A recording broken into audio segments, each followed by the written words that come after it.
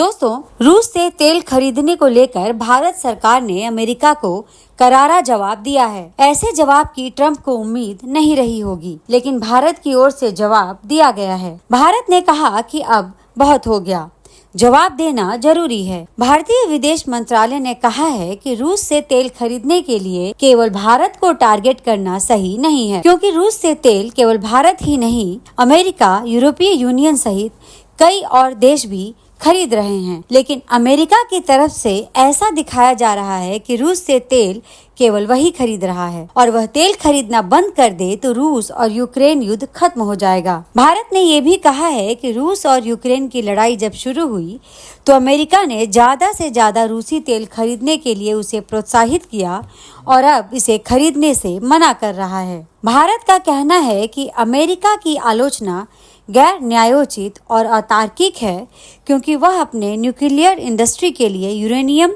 Hexafluoride, electronic vehicle industry के लिए palladium और खाद और केमिकल रूस से आयात करता है। इंडियन एक्सप्रेस की एक रिपोर्ट के अनुसार जनवरी से मई 2025 के बीच अमेरिका ने रूस से $2.1 बिलियन का आयात किया, जो पिछले साल की समान अवधि की तुलना में 23% अधिक है।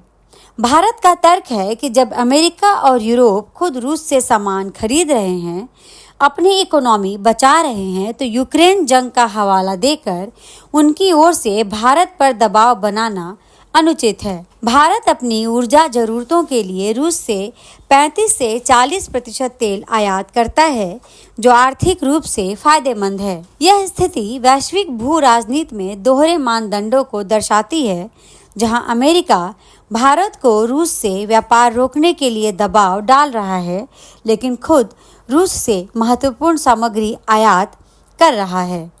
अपने जवाब से भारत ने अब अमेरिका और यूरोप के दोहरे मापदंड को खोलकर दुनिया के सामने रख दिया है।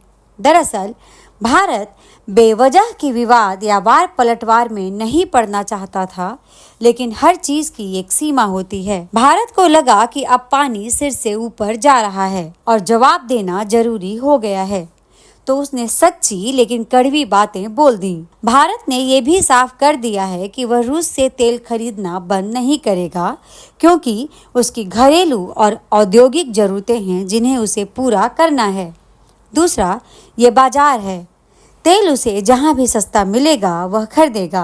भारत को दबाव में लेने के पीछे ट्रंप का नोबेल पीस प्राइज प्रेम भी है। नोबेल पीस प्राइज पाने के लिए ट्रंप उतावले हो गए हैं। अब तो उन्होंने व्हाइट हाउस से भी कहलवा दिया है कि उन्होंने अपने राष्ट्रपति पद के दूसरे कार्यकाल में 6 युद्ध या संघर्षों को खत्म करवा दिया है। व्हाइट हाउस की प्रेस सचिव कैरोलिन लेविट ने बकायदा इन संघर्षों का नाम लेकर ट्रंप को नोबेल पीस प्राइज देने की बात कही। लेविट ने कहा कि यह पुरस्कार तो उन्हें बहुत पहले मिल जाना चाहिए था।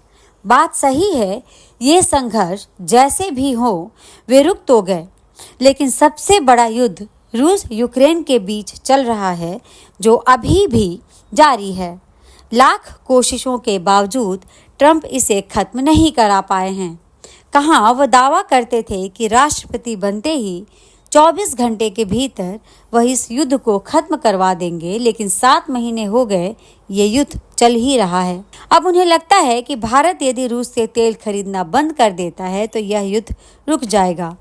रूस को पैसे नहीं मिलेंगे तो वह आर्थिक रूप से कमजोर होगा और इस कमजोरी का फायदा उठाते हुए उसे बातचीत की टेबल पर लाया जा सकता है। रूस यूक्रेन के बीच पीस डील यदि हो जाती है तो जाहिर है इसका क्रेडिट लेने से ट्रंप नहीं चूकेंगे। इसलिए अपने और नोबेल पीस प्राइज के बीच वह भारत को एक दीवार के रूप में देख रहे हैं।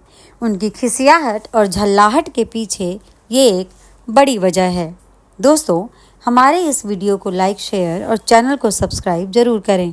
धन्यवाद।